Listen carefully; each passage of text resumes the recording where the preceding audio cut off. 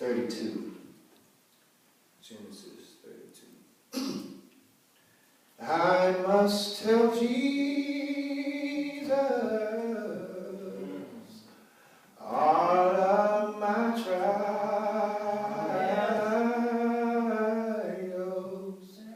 for I cannot bear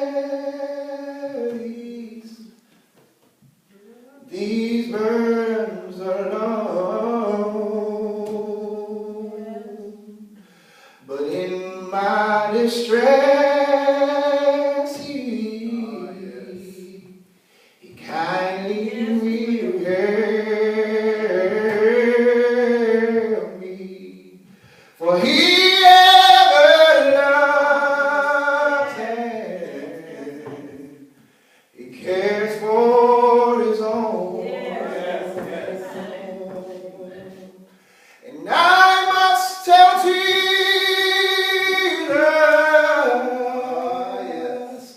I must tell Jesus, for I cannot bear these, oh, these burdens alone. Oh,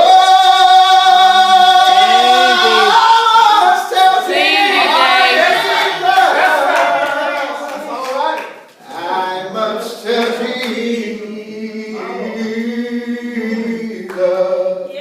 for Jesus will help me. Jesus alone. Genesis 32. Genesis 32. And for the benefit of brevity and the sake of our subject, we're going to uplift and focus upon verse 24. And Jacob was left alone, and there wrestled a man with him until the breaking of day. I want to talk from the subject this morning, God let me win. I want to talk about God let me win. Look at your neighbor and say, neighbor, I thank God. He let me win. Amen. It's interesting because this text that we studied this morning brings me to the remembrance of my early childhood. Because when I was a young child, around about the age of 5, all the way to about 9, or possibly a little later, I was a very adamant fan of wrestling. I would watch wrestling every Monday, Thursday, and Sunday nights. And I would stay up as late as my eyes would stay open to watch wrestling. And oftentimes I would get upset because I would fall asleep before the main event. And I would have to wait till Thursday or the next show to see who won the match, because I was such a fervent fan of wrestling. Insomuch that I had it made up in my mind at the age of 5 years old that I was going to be the best wrestler there was. I was going to be better than that of Ric Flair. I was going to be better than The Undertaker. Anybody know what I'm talking about? I'm going to be better than Hulk Hogan and John Cena, if you will, or Kane. I was going to be better than all of them. And as a matter of fact, when I became an adult, I was going to be a wrestler that was not afraid to join the ring with anybody in the entertainment business. I would go up against anybody that wanted to wrestle me. I would put wrestling moves on my younger sister. I had a wrestling buddy. I was such a fan that I loved it, and everything that I did, I would love to have wrestling. Have wrestling groups at school, and my friends had wrestling men, and we would wrestle with all of them. But never did it cross my mind the thought of having to be in a wrestling ring with God. What would you do if your road to the championship, the road to WrestleMania, went through a wrestling ring and your opponent was that of none other than the Lord God of Israel? Never did it cross my mind that if I would fight the best, I would have to be fighting with God. And that's what we are dealing with this morning, because we have an individual by the name of Jacob. Jacob put on his boots and his wristbands and got in the ring and wrestled with God. Yes. But in the midst of him wrestling with God, God let him win. What brings us to this point is because Isaac, Jacob's father, and his mother Rebekah had two twin little boys. One of them being Esau, who was the firstborn, and the other Jacob. And when they were born, Jacob came out of his mother's womb clinging to his brother Esau's heel. And the name Jacob literally means he who grasps one's heel. And the Hebrew idiom for that his name means deceives. So in essence, Jacob's name means one who deceives. Jacob was a talented, treacherous trickster. He tricked his brother out of his birthright. Yes, Jacob was a trickster. One day Esau had been hunting wild game, and he came into the house famished and hungry, but Jacob had a meal prepared, and he would not give his brother his food unless the brother gave him his birthright. Yes, Jacob was a trickster. Jacob was a trickster because one day he had asked Esau to go out and fight, and his brother came back and talked with his father, and his father said, I'm going to bless you now, but before I bless you, I want you to go, just like your brother said, go and get me some wild food, the food that I like prepared.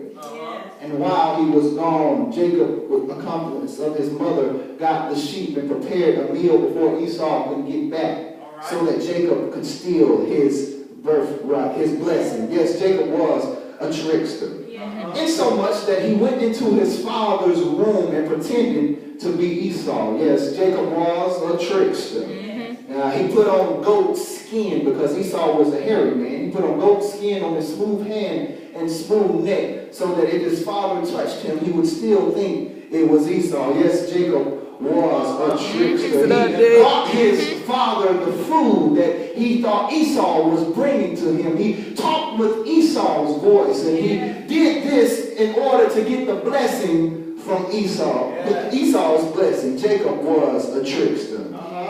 And I say at the outset of the message that some of us here, even now, have attributes of treachery. Some of us have attributes of treason and trickery. What are you talking about, brother? You remember that time we went to the restaurant and we told the manager the food was the worst food we ever had, and in actuality it was one of the better meals that we've had in a long time. In order to get a free meal, some of us are tricksters. What are you talking about, brother? You remember that time you had bought that suit or that dress and you left the tags on it, and you wear it one time and you sprayed Febreze all over it and took it back to the shop in order to get your money back. Some of us, if the truth be told, have displayed the deceit that of Jacob. Jacob was a trickster. And Jacob gets to the place where he got a dose of his own medicine. In that his brother pretended, after he found out that his brother stole his blessing, he pretended to love him, but in his mind he says, when my father passes, because I don't want my father to see this, but when he passes, I'm going to kill my brother. So his brother Esau then deceives him as a lover of his brother. Fix it up, D. To kill him. He gets a dose of his own medicine, in so much that when his father sends him to live with his uncle Laban deceived him quite a few times. Because Laban seen his younger nephew Jacob and says, if you work for me 7 years, you'll get to marry the younger daughter that you love.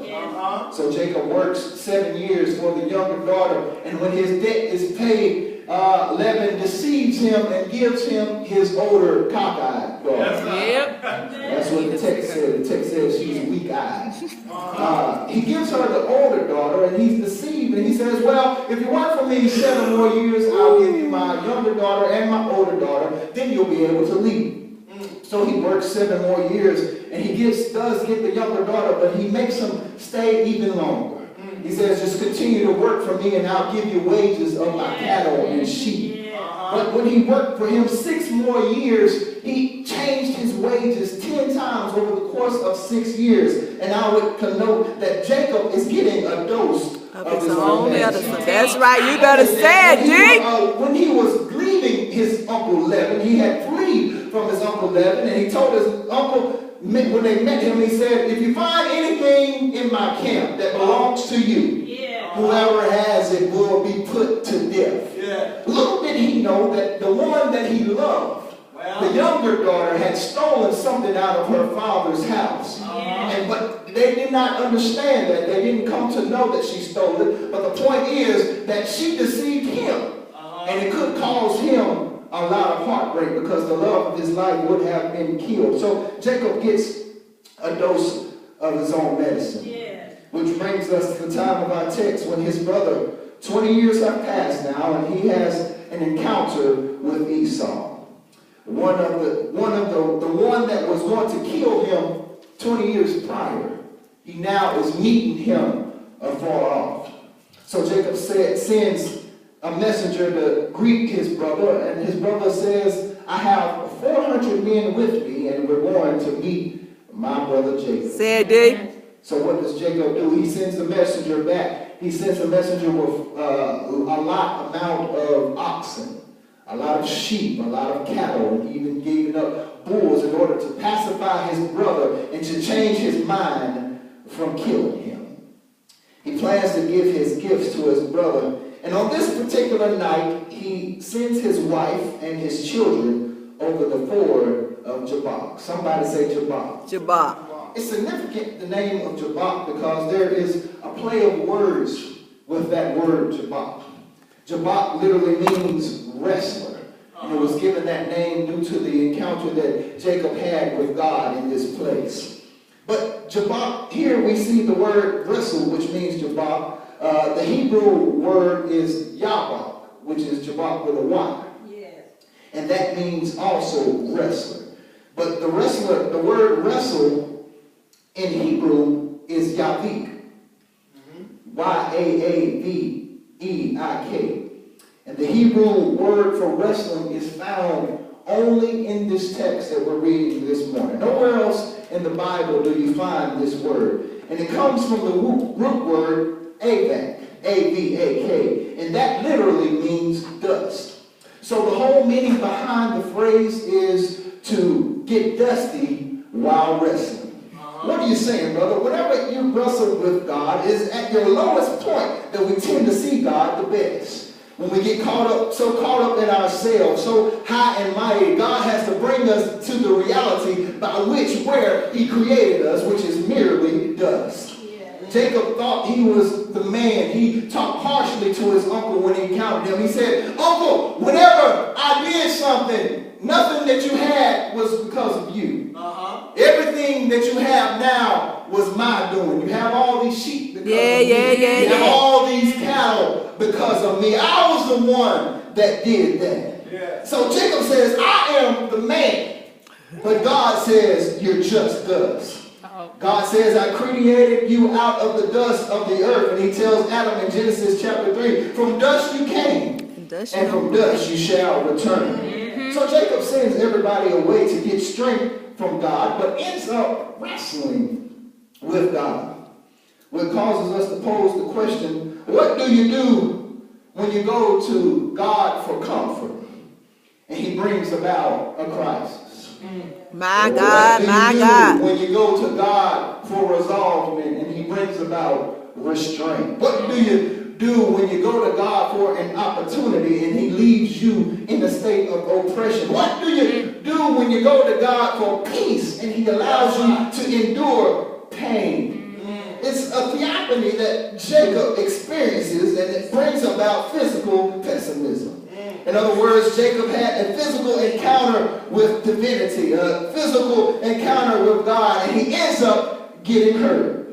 It's a critical issue because I can handle being under the attack of the devil because all I have to do is say, get thee behind me, Satan. I rebuke you in the name of Jesus. But what do you do when you find yourself under attack by God. My God, my God. What do you do when God closes the door on you? What do you do when it's God that causes you to lose your job? When it's God that allows you to be sick? When it's God that allows that person to leave you? What do you do when God is wrestling you? Now, I can be my enemies because he promised me to make them my footstool. I can beat the devil because when he comes into my house, all I have to do is say, Jesus, take care of me. I can win all my battles when a man comes to rob my house or if a man mistreats my family. But how can I beat God? Come on, D. How do you do that, brother? Well, it's simple. The only way that you can beat God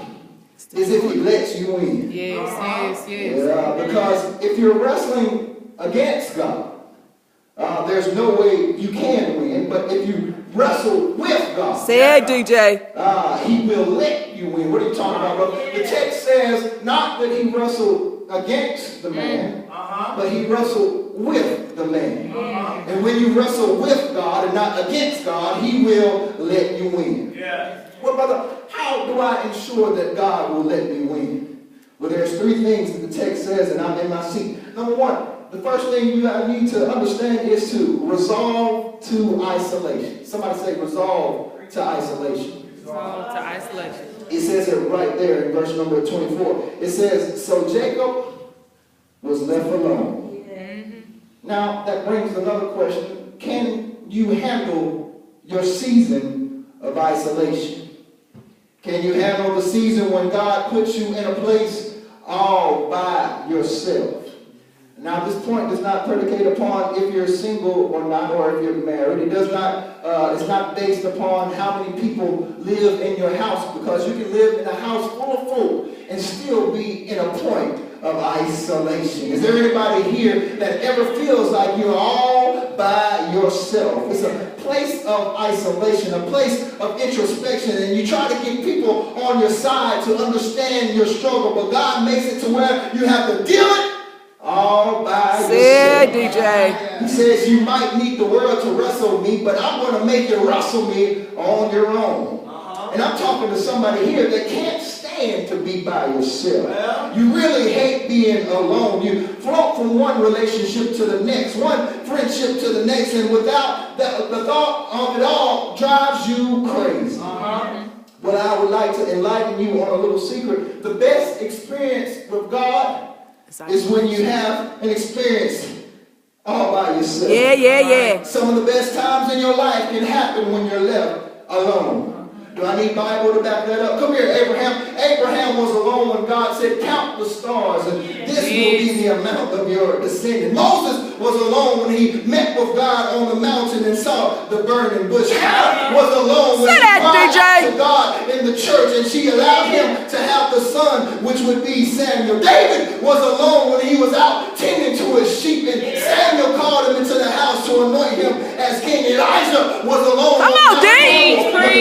Of Baal went against him. Jesus was alone when he endured the temptation. Come on, Dairl Scott.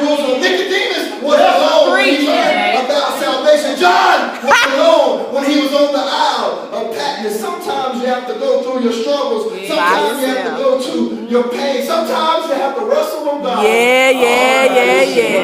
That's deep. That's deep. Tell somebody, resolve to isolation. Resolve to isolation. The second thing, I'm almost finished. The second thing you need to do is remember to hold on. Amen. Is that in the text? Yes, sir. Yes, ma'am, it is. It says it right there in verse 26. It says, he says, let me go, for it is daybreak. And Jacob says, I will not let you go until you bless me. Yes. In other words, Jacob says, I'm going to keep holding on. Yes, sir. I'm not going to let go. Now let's back up to 24, because I need you to see the significance. Verse 24 says they wrestled until daybreak. Some of us don't want to wrestle with God upon nightfall. But it's here where before daybreak, he has his hip dislocated. Verse 25 says, when the man saw that he could not overpower him, he touched the socket of Jacob's hip, NIV says, so that his hip was wrenched as he wrestled with the man. Not only did he endure through daybreak, but he wrestles God through the pain of his dislocated hip.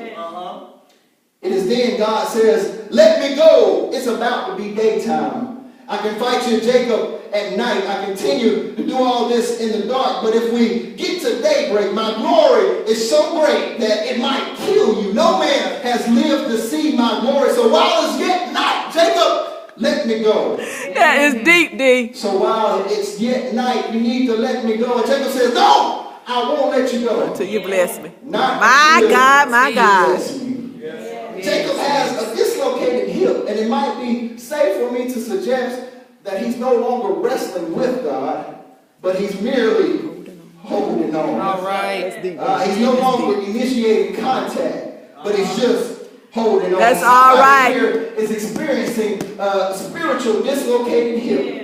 And somebody needs to hear God say, just hold on. Hold on to your marriage. Hold on to your relationship. Hold on to your job. Hold on to your children. The songwriter says, I don't feel no way now. Come to what from. Nobody told me the road would be easy, but I don't believe he brought me this far. No.